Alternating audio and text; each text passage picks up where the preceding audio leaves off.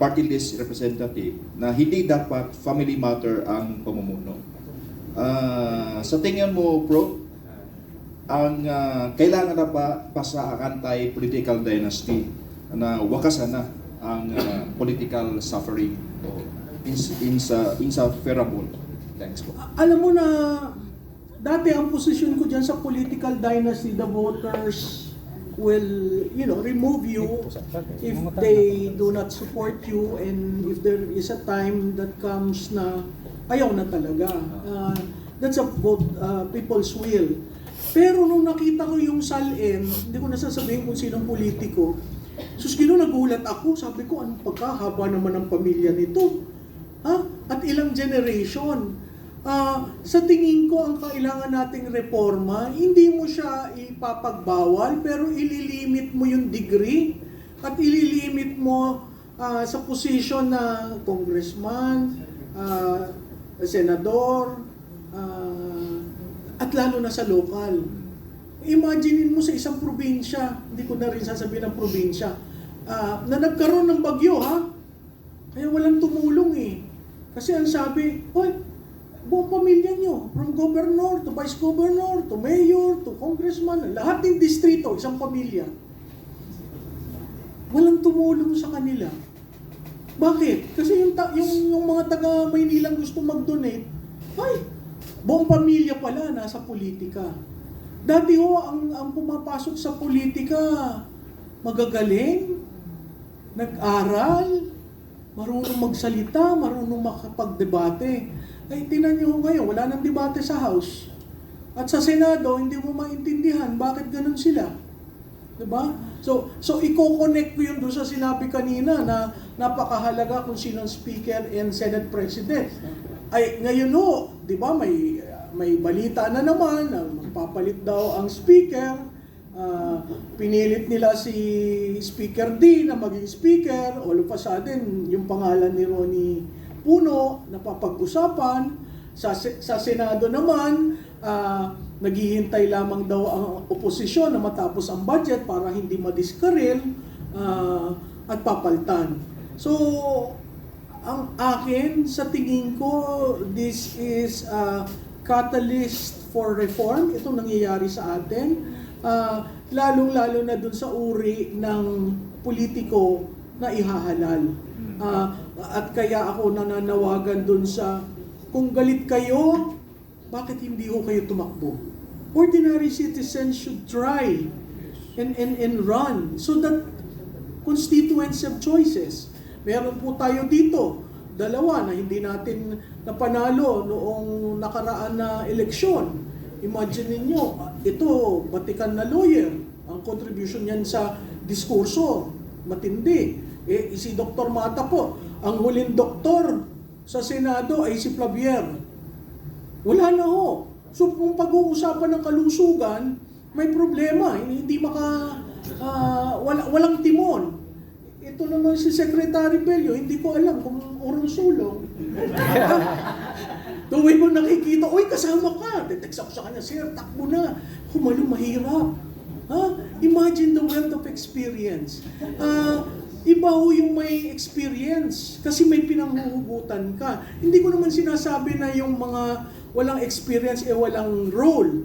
Siguro ho meron rin, pero nasa sa kanila na mag-aral para makadiskurso. Kasi deliberative body ang Kongreso Yeah. Gusto ko lang dagdagan ng konti sinabi ni Prof. Madono tungkol dyan sa political dynasty. Alam mo, sa amin sa penal law, pero tinatawag na impossible crime. Di ba? Mabuti pa yung impossible crime, napaparusahan Pero itong provision ng political dynasty sa Constitution, it's really impossible to execute this or implement this. Kasi hindi po yan magpapasa ng batas ang Kongreso ng Pilipinas to define what political dynasty means. Hindi nila gagawin po yan siguro, kung babaguhin natin itong saligang batas, maaaring ilagay na natin sa provision ng Constitution who are qualified and who are disqualified. Kasi yung disqualification kasi, ng mga pwedeng tumakbo sa halalan, napapaloob lamang po yan sa ating Omnibus Election Code. Pag sinabi mong political dynasty, may nagsasabi na, okay, ilimit natin yung political dynasty in the same constituency. In the same, for example, in one province, pag gobernador ka, hindi na pwedeng tumakbo yung kamag-anak mo of what degree, fourth degree of consanguinity and affinity for whatever position in that province. Will it cover also national position like congressman or party list or what? Yun po yung mahirap dito sa political dynasty provision na ito. Napakaganda na pakinggan. Ando doon sa provision yan ng Article 2 ng ating Declaration of Principles and State Policies. Pero to implement that or to enact a law, Congress will never pass a law with regard to this political dynasty. Kaya wag na po nating asahan yan. Hindi lamang po yan suntok sa buwan. Suntok sa hangin po yan under the present constitution. If you really want to have a political reform, change this constitution. Palitan natin itong constitution na ito. Kung paano, hindi ko na rin po alam kung paano mangyayari yan kasi sinubukan ko na po yung People's Initiative. We tried to convince Congress to do it through a constituent assembly. Ayaw din ng Senado yun. Constituent assembly. Pagdating sa Constitutional Convention, wala rin mangyayari. So, mahirap po yun. May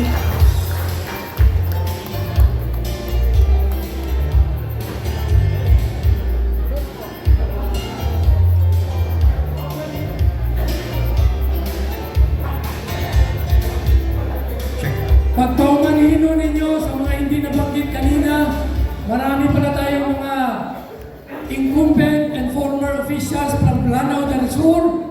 Gusto natin i-recognize sila isa-isa. No? Okay. Former Mayor Alipicri Sokong.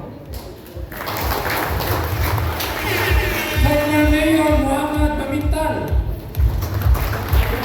Former Board Member Amirol Muhammad. Former Mayor Abdul Rahman Bashir. Former Board Member Jeram Salik. Former Mayor Sabdullah Makabago.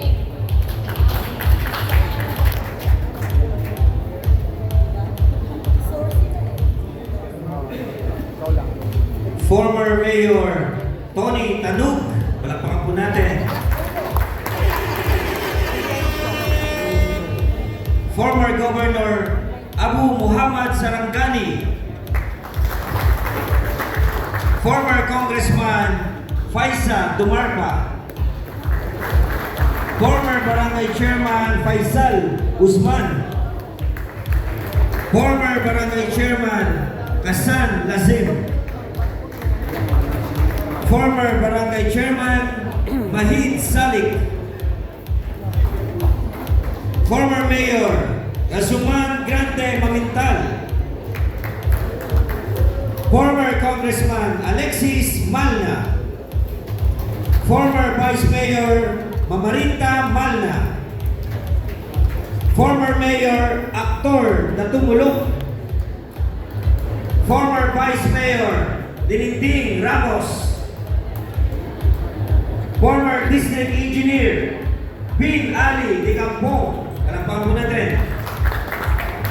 Former Vice Mayor Zamad Mabandus.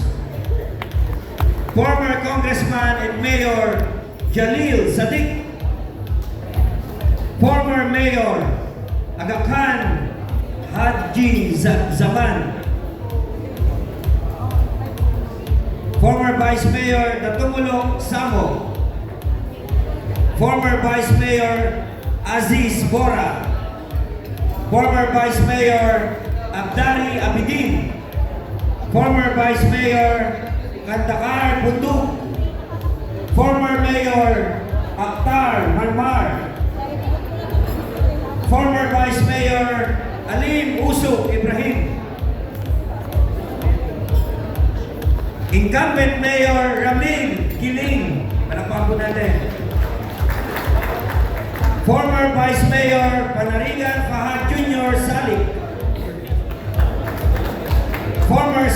Councilor Khalil Zalik, former Vice Mayor Rascal Salim, former Mayor Muti Mariano, at ganun din, isama po natin sina Ginoong Ismail Mapandi at si Palawan Madi. Palakpakan po natin.